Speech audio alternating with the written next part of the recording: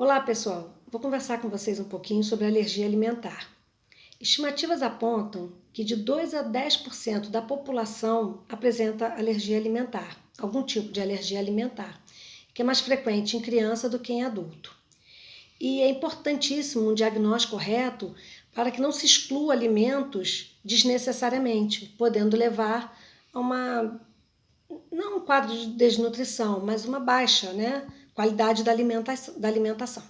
Os principais alimentos que causam alergia são ovo, leite, soja, amendoim, trigo, peixe e frutos do mar de um modo geral. O ovo e o leite, normalmente, é a criança que apresenta mais alergia ao ovo e ao leite. E normalmente essas alergias desaparecem à medida que a criança vai se desenvolvendo, chegando à adolescência, normalmente desaparece.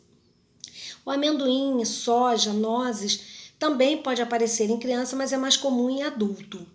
E alergia a peixe e, no caso, outros frutos do mar também. Sendo que muitas vezes a pessoa apresenta uma alergia a peixe e não apresenta outros frutos do mar. E o contrário também, apresenta outros frutos do mar e não apresenta ao peixe. Os sintomas de alergia, de um modo geral, os principais sintomas são os sintomas digestivos, que vem pode ser uma distensão abdominal, náusea, vômitos e enjoos, os sintomas cutâneos, que é urticária, inchaço, principalmente na boca, na região da boca, coceiras, falta de ar também é um sintoma, sintomas respiratórios e podendo levar a sintomas mais graves, que são os sintomas mais graves, que é, no caso, o choque anafilático. O importante também é a gente conhecer a diferença entre alergia e intolerância. Quando a gente cita alergia, você normalmente tem alergia à proteína daquele alimento. Tá? No caso do leite, você tem alergia à proteína do leite. No caso de uma intolerância, você tem intolerância ao açúcar do leite. Então, quando é o caso de uma alergia, normalmente você tem que retirar o produto.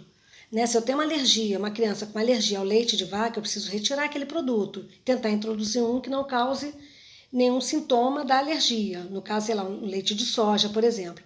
Se você tem uma intolerância, é diferente, porque você pode manter o alimento e utilizar, na verdade, um alimento que não tenha aquela situação que causa a intolerância. No caso do leite, seria a lactose. Você pode usar um leite sem lactose. Temos também a intolerância ao trigo, que não pode se confundir com intolerância ao glúten. Você pode ter uma alergia, não seria intolerância ao trigo, seria uma alergia ao trigo, que você vai ter apenas alguns sintomas, como uma distensão abdominal, enjoo. Já a intolerância ao glúten é diferente, tá? A intolerância ao glúten, você não deve ingerir alimentos que contenham glúten, porque eles vão levar a uma deficiência no intestino delgado, onde você vai ter um problema de absorção dos nutrientes. Ao passo que apenas a alergia ao trigo, você não vai ter essa complicação, onde você não vai ter absorção dos nutrientes. Quanto ao tratamento, é muito importante o acompanhamento, porque a alergia, às vezes, ela no decorrer do tempo, o paciente não vai tendo mais aquela reação alérgica. Então, você pode reintroduzir o alimento.